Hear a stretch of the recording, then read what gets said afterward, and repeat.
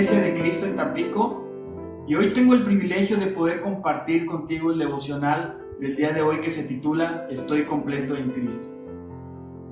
Cuando los cristianos no vivimos con un profundo sentido de gratitud por lo que Dios ha hecho por nosotros por medio de Cristo, muchas veces nos vemos agobiados por la ansiedad o también somos tentados a buscar seguridad en otras cosas o en algo aparte de Cristo. Sobre todo en estos tiempos de tanta necesidad y de tanta incertidumbre.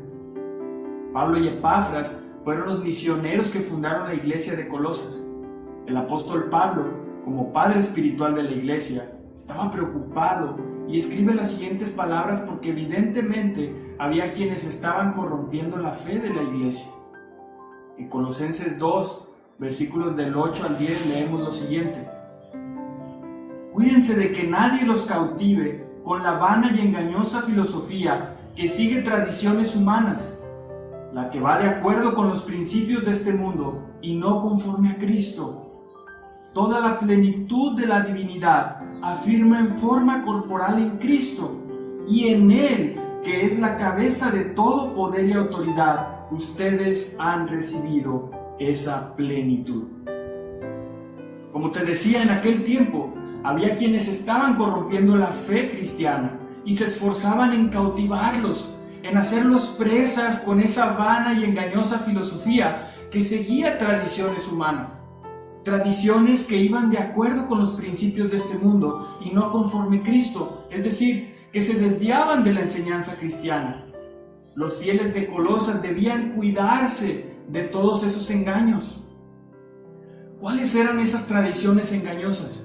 Por lo que vemos en el contexto de la carta, sus prácticas estaban relacionadas a ciertas reglamentaciones sobre la comida, sobre la bebida, eran muy diligentes en cuanto a cumplir la circuncisión, eran diligentes en cumplir con ciertas fiestas religiosas, con el día de reposo, con la luna nueva. También imponían ciertas previsiones como no tomes en tus manos, no pruebes, no toques, fingían cierta humildad y tenían cierto interés en adoración de ángeles y hacían alarde de tener ciertas visiones. Esas tradiciones eran evidentemente de origen judío. Pablo identifica esas prácticas como una filosofía, porque aquellos que defendían el judaísmo del mundo pagano elogiaban su antigua tradición como una filosofía venerable. Los judíos hacían hincapié en que el judaísmo era racional y que sus leyes estaban de acuerdo con la naturaleza. El judaísmo se había ganado una gran reputación como un sistema de creencias muy sabias. Cuando los colosenses se hicieron cristianos, con toda convicción, ellos creyeron que ahora eran herederos de las promesas de Israel. Y Pablo afirma en su carta que ellos son escogidos de Dios, son los santos y amados de Dios. Hermano, tú y yo somos herederos de las promesas de Dios por medio de Cristo, amén. Pero si nos damos cuenta, esas palabras de Pablo claramente se vinculaban con la identidad de los judíos, pues ellos eran el pueblo escogido por Dios.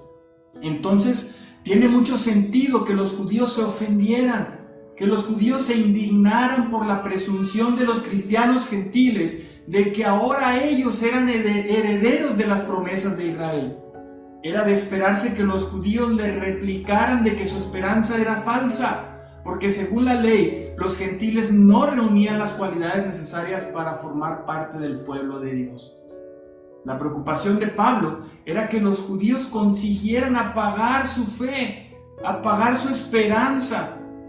Y contra toda esa filosofía, Pablo afirma solemnemente la completa suficiencia de Cristo. Pablo dice que en Cristo habita, reside permanentemente la plenitud de la divinidad. Esto es Dios en su plenitud. No hay nada de la esencia misma de Dios que no llene enteramente a Cristo. Pablo usa el término griego teotes, el cual no indica solamente una cualidad o un atributo de Dios, sino a Dios mismo, la esencia misma de la deidad. Precisamente por habitar en Cristo, la plenitud de Dios, el apóstol les hace ver a los colosenses y a todos nosotros que en Cristo nosotros hemos recibido esa plenitud. Esto significa que mediante nuestra unión vital con Cristo participamos de la plenitud de Dios que llena completamente a Cristo. Hermanos, compartimos la naturaleza divina. Lo que aquí le interesa a Pablo resaltar es que al tener a Cristo estamos espiritualmente completos.